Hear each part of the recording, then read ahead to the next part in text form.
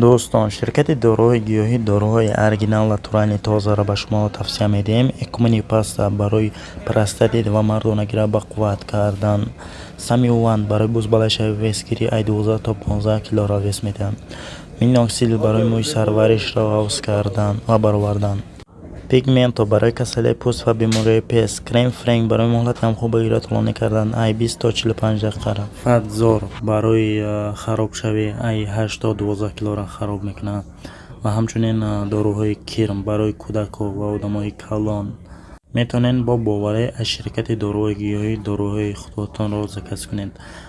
доставка ба тамом шаҳрҳои Россия ҳаст ва ҳамчунин агар Москва бошад ба тамом метро доставкаш бепул аст. марҳамат.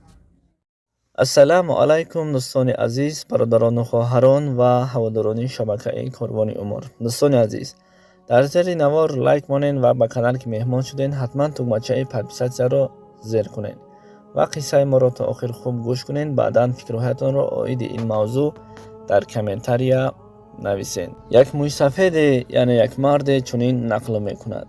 мегӯяд гарчанде писари ту гапи туро бигирад ҳам, аммо ба навасаат яъне ба набераат гапат намегузоштааст.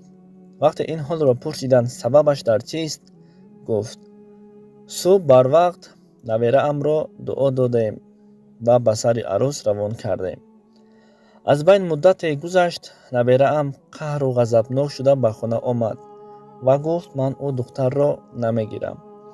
ҳамаи мо дар тааҷҷуб афтодем ва ҳарчанд мегуфтанд писарам ин корро накун, аммо бар гапи ман гӯш намедод. баъдан ба писари худ гуфтам: писарам, ин писар набераи ман аст ва писари ту аст. ҳарчанд ки ман бобо ҳам бошам, аммо сухани мо имрӯз ба набераамон намегардад. ва писарат бигӯ чӣ шудааст, то ин ҳолро мо бо диққату хубтару хушрӯтар фаҳмем. вақте аз ин ҷавон мепурсанд, мегӯянд ки чаро ту туйро отказ мекунӣ, яъне ки намехоҳӣ духтарро ба занӣ бигирӣ, мегӯяд либосе ки бар тан дорад ба ман маъқул нест. охир мегӯяд гап дар сари либос нест, либос чизеро тағйир намедиҳад. ва ин ҷавон ба падари худ мегӯяд: падарҷон, либос тағйир медиҳад. зеро рӯзе бо ҳамроҳи дӯстонамон ба тӯи як дӯстамон рафтем. вақте ӯ дӯстамон ҳамсарашро арӯсро аз хона берун кард, ки дид ки либосҳояш он қадар либосҳои хуб набуд, гардану дастонаш намоён буд. баъдан ҳамон дӯстоне ки дӯсти мо буд, дӯсти ҳамон шаҳбача буд, чунин мегуфтанд: вай ӯ арӯсро бубин, ин қадар бадани сафед доштааст. орзу дорам як бор бо ҳамроҳаш наздик шаваму халос. ин қадар бадани зебову қоматбаланд, хушрӯ будааст. вақте ин ҳолро дидам, имрӯз ин ҳол бар ман расид, аниқ ва дақиқ медонам ки дӯстони ман низ нисбати ҳамсари ман ҳамин гапро мегӯянд. ва аз ҳамин сабаб намехоҳам ки ба ӯ духтар дар чунин либос чикор кунам, хонадор шавам, оиладор шавам ва тӯй кунам. зеро пеш аз тӯй ба ӯ гуфта будам ки либосе ки ман интихоб мекунам, ту ҳамон либосро бар тан мекунӣ ва рӯзи тӯй ҳамроҳи ман ҳамон либосро мепӯшӣ. бар ман ҳо гуфт, хоб гуфт, қабул кард, аммо имрӯз боз кори худашро идома дод. дӯстони азиз, мақсади ин мавзӯъ дар чист?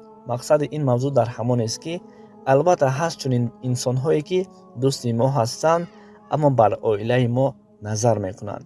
агар ҳар як инсоне ки ҳар як шаҳу арӯсе ки дар чунин ҳолат бошанд, албатта ҳар як гургоне ки дар гирду атрофи он аст ва аммо ҳамсари шумо чикор мекунад? назари бад мекунад. ин воқеаест ки воқеаи аслӣ дар ҳаёти имрӯзаи мову шумо дида истодаем.